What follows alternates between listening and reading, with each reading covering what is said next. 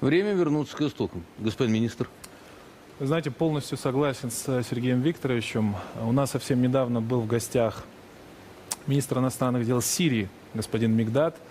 Он подошел ко мне и сказал, когда уже наступит тот самый мир, где будет соблюдаться суверенное равенство государств, где все будут равны, где будут уважать нашу судьбу, судьбу сирийского народа.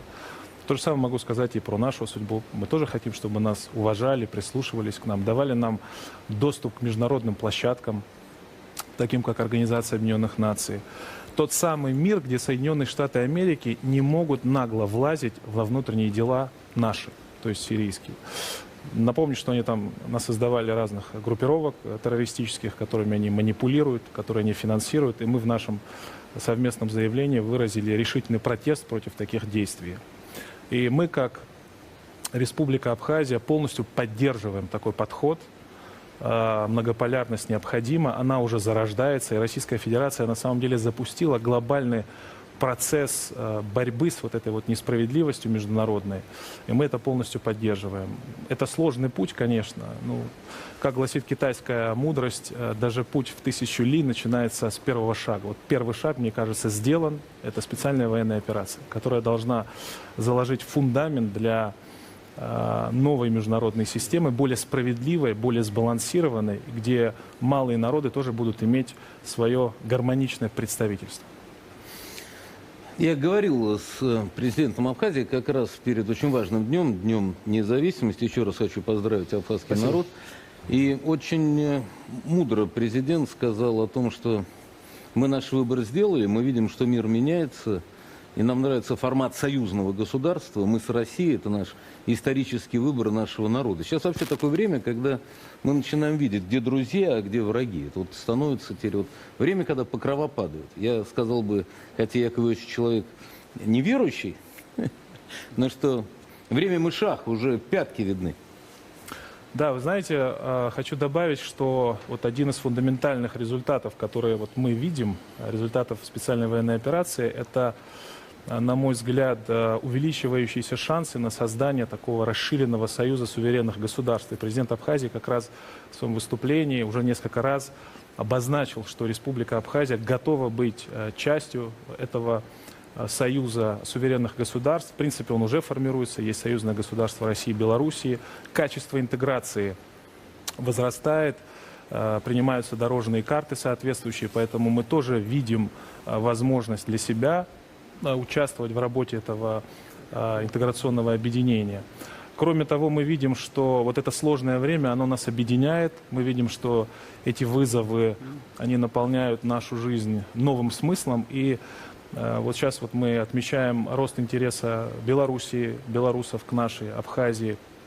Белорусы тоже видят, что в Абхазии улучшается криминогенная ситуация, это правда. Вот мы с Тиграном недавно гуляли по набережной. Принимается новое законодательство. Мы гуляли. Не, я понимаю. Ну просто прогуливались, кто не знает Абхазию, удивительно. Мы как-то недавно гуляли по набережной, и нас никто. Да.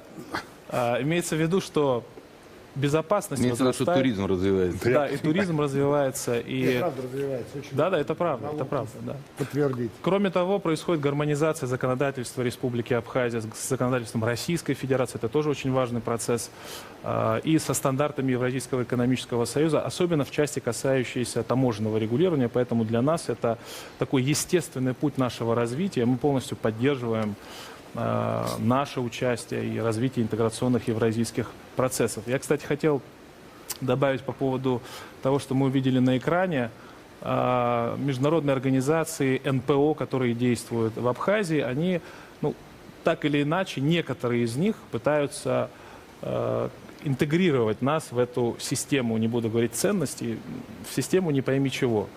Вот. И мы очень четко отслеживаем эту ситуацию. У нас там был какой-то урок толерантности уже в школах, поэтому мы очень тщательно за этим следим и будем превентивно отрабатывать, чтобы не возникали такие ситуации. Да, если позволите, хотел добавить по Донбассу, еще раз подтвердить нашу поддержку специальной военной операции. Наши ребята, наши соотечественники продолжают сражаться вместе со своими братьями и друзьями на Донбассе. И подавляющее большинство нашего населения это поддерживает. К сожалению, есть жертвы. Вот совсем недавно один из наших братьев потерял ногу, но не оставил своих фронтовых товарищей. Это его не деморализовало. И идея свободного Донбасса, она не умерла в его сознании, что самое главное. То есть никакой деморализации не произошло.